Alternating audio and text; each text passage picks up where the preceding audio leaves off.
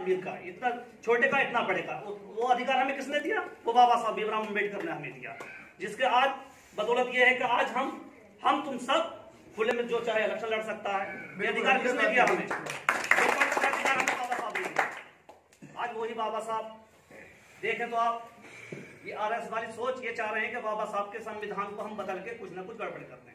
लेकिन मैं आपको बताता चलूं कि संविधान के रक्षक आज जो कोई है, बहुत से लोग ऐसे भी हैं जो कहते हैं बी टीम है, लेकिन आज एक शख्सियत है हिंदुस्तान में जो बाबा साहब और भीमराव अम्बेडकर की किताब हाथ में लेकर चलते हैं और बोलते हैं और बताते हैं, जो कॉन्स्टिट्यूशनल राइट ने हमें हक दिया है वो उसके खिलाफ आवाज उठाते हैं।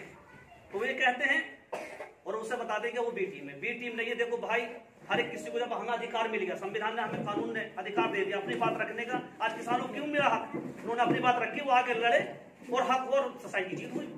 यही चीज अगर हम कह दें 22% मुसलमान है, अखिलेश यादव को हमने बना दिया, मुलायम सिंह को हमने बना दिया, मायावती को हमने बना दिया। आज हमारे अखिलेश यादव क्या परसेंट है? 7% आबादी है सिर्फ यादवों की। पिछले 12 में क्यों हार गए? 12 में इसलिए हार गए, किस पे हार गए? 17 में यादव वोट सारे बीजेपी पे चले गए, मायावती जी के वोट वही बीजेपी पे चले गए।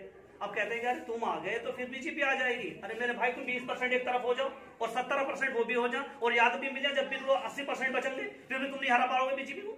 हमारी वजह से नहीं आया, बीजेपी आई है उस आवाम की वजह से, हम लाने वाले नहीं है। लेकिन आप जो ये कहते हैं कि आप बीजेपी की भी टीम है, आप आओगे तो आप देश को नुकसान होगा, तो ये तो उसे भी दिखना चाहिए। आज तक हमने क्या करा आजम खान को, देखो आज इतनी बड़ी मिसाल है, दुनिया दिख रही है। जब उनके साथ वो अच्छा ही नहीं कर सकते, बोल नहीं सकते, कहते जेल में डाल देते। अंदर कानून थोड़ी है, कोर्ट है, संविधान है, पुलिस है, कोई सबकी आवाज थोड़ी दबा दी जाएगी। हर एक इंसान एक साथ छोटा बड़ा थोड़ी है। कानून भी कोई चीज है, कुछ है नाखालिफ लोग हैं जो क्या कुछ नाजायज फायदा उठा रहे हैं उसका, लेकिन कुछ लोग ऐसे हैं कि आगे कोर्ट है, मानते हैं संविधान सच्चाई क्या है, कुछ की वजह से कि हम सब कुछ उसे खराब कर देंगे। और मजहब की बुनियाद पे तो देखो ना, ये बंटवारा तब 1947 में हो गया था, लेकिन जब से लेकर आज तक कितनी पार्टियां बनी? सबसे पहले कांग्रेस थी, कांग्रेस की हुकूमत की, उसके बाद कितनी सारी पार्टियां, उन्होंने तो किसी ने कहा ये वोट कटुआ है, इसने वोट काटे हैं, ये अब बीजेपी खराब कर देगा, या उसके बाद लालू यादव आ जाएंगे। कम से कम 20 पार्टियों से ज्यादा इलेक्शन लड़ते हैं, लेकिन जब ओवैसी का जिक्र आता कहते अरे ये आ गया साहब, ये वोट काटेगा सारे, ये अखिलेश यादव को हरा देगा। अरे अखिलेश यादव हारने का डर है तो फिर गठबंधन क्यों नहीं कर रहे हमसे? वोट पे हमारे लेंगे, सरकार भी हमारे वोटों से बनाएंगे, लेकिन हमें जगह नहीं देंगे। जगह क्यों नहीं देंगे? कल को अगर जगह दे दी तो यही हमारे सर पे सवार होगा, क्योंकि ये 22% का मालिक है, इसलिए सवार होगा। हम 7% की हुकूमत कर रहे हैं और 22% की गुलामी कर रहे हैं। हाँ, तो ये जवाब दिया उन्होंने। चलो मैं अपनी बात को मुख्तसर करते हुए, हमारे फरजंद अली दादा साहब हैं माशाल्लाह, जो बखूबी कई चीजों के मालिक हैं और माशाल्लाह बहुत बोलने वाले हैं। कुछ मौका उन्हें देंगे और चाहेंगे कि वो अपनी बात रखें। मैं एक बात कह दूं कि मजहब नहीं सिखाता आपस में प्यार रखना। देखो हमें, ये हिंदुस्तान है, ये कॉन्स्टिट्यूशनल राइट है कि हर एक किसी को उसी संविधान ने हमें अधिकार दिया, बाबा साहब ने, चाहे वो हिंदू हो, मुस्लिम हो, सिख हो, ईसाई हो, कोई भी अपने धर्म पे अपनी मर्जी से रह सकता है, कोई किसी पे दबाव नहीं बना सकता। तभी कहीं हिंदी है हम बताने, हिंदुस्तान हमारा। मजहब नहीं सिखाता आपस में प्यार रखना। कोई भी मजहब, हमें सारे मजहबों का आदर करना, उनका सम्मान करना, उनकी इज्जत करनी है, इज्जत करनी है, उनका सम्मान करना है। किसी को हम बुरा नहीं कहेंगे, क्योंकि ये देश जो है लोकतंत्र देश है, सभी का देश है, सभी का इसमें हिस्सा है और सभी ने इस देश के लिए आजादी के लिए अपने आबा औजाद का खून बहा है। सबका इसमें बराबर का हक है। हम भी ये चाहते हैं कि हमें भी सरकार में हिस्सा मिले और हमें भी बराबरी इसमें दी जाए, क्योंकि देखो बराबरी मिलेगी कैसे? वोट से। मेन चीज है वोट।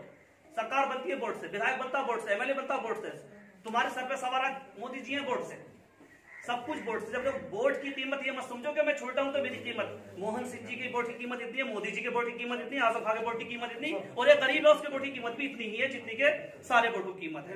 तो इसलिए वो आपको समझना है, वोट की कीमत को पहचानना है और सही लीडर, सही, मैं तो कह रहा हूँ हक की बात हो, इंसाफ की बात हो। गरीब है तो उसके साथ हक हो, इंसाफ हो, जो जिस चीज का हकदार है उसे वो हक उसे मिलना चाहिए। अब हक का जिम्मेदार, हक है, गरीब है वो और ले रहा हूं मैं, ये नाइंसाफी बहुत ज्यादा है। और देखो मैं एक चीज आपको बता दूं कि कोई भी देश हो, कंट्री हो या गांव हो, देहात हो, शहर हो, जब तक उसमें इंसाफ नहीं होगा वहां अमन कायम नहीं हो सकता। अमन कायम करना चाहते हो तो जिसका जो हक है उसे अता करो। गरीब का हक गरीब को दो, अमीर है तो उसका हक उसे दो। अब ये नहीं कि सब, अब कहते क्या योजनाएं बहुत चल रही है, असर की नमाज का भी तो हक है। जी जी बेशक। वो अपनी पढ़ लेंगे जमात काफी बना। अब देखो कितनी सारी योजनाएं, ऐसा नहीं कि सरकार काम नहीं कर रही, काम कर रही है, लेकिन ऊपर से आती है माशाल्लाह हमारे तो लेके छोटे से बड़ा तक इतना करप्ट है कि कोई हमारी कुर्सी से अगर एक साइन करने हो तो कम से कम 2000 रुपए लग जाते हैं। 2000 रुपए दो तो साइन होंगे, जबकि उसकी जिम्मेदारी है भाई तू ये देख ले, अगर साइन सही है, कागज सही है, उसके साइन कर दो। लेकिन नहीं, जब तक रिश्वत नहीं होगी उसका साइन तो हो ही नहीं सकता। ये हाल है हमारे देश का, जबकि हमारा देश ऐसा एक लोक अकेला देश है। और मैं कुछ बात अपने सरकार से और प्रशासन से और माननीय डीएम साहब से भी रखना चाहूंगा, क्योंकि ये वीडियो न्यूज पे डाली जाएगी। मैं चाहूंगा कि जो हमारा मार्ग लालपुर से खिदरपुर से और ये बचा वाले होकर इमरते निकल रहा है, बंदा जिसको बोलते हैं, बाढ़ की वजह से जो 1 महीना पहले खराब हो गया था कई जगह, अभी तक उसकी मरम्मत का काम शुरू नहीं हुआ है। प्रशासन की लापरवाही है या क्या वजह है, क्यों इतनी देर है? कितनी सारे गांवों के अवाम परेशान है, हादसों का शिकार हो रही है। उसको चाहिए कि हम प्रशासन से और डीएम साहब से अनुरोध करते हैं और गुजारिश करते हैं कि जल्द से जल्द इस मसले को ध्यान दिया जाए और इस पर मिट्टी डालकर हमारे इस रास्ते को चालू किया जाए। देखो जमीनी स्तर पर जब तक काम नहीं होगा, कोई भी नेता है, कोई भी बातें छोड़ने से कोई फायदा नहीं है। दुनिया भर की बातें कह दो, लेकिन जब जमीनी स्तर पर काम नहीं होगा तब तक वो नेता नहीं है।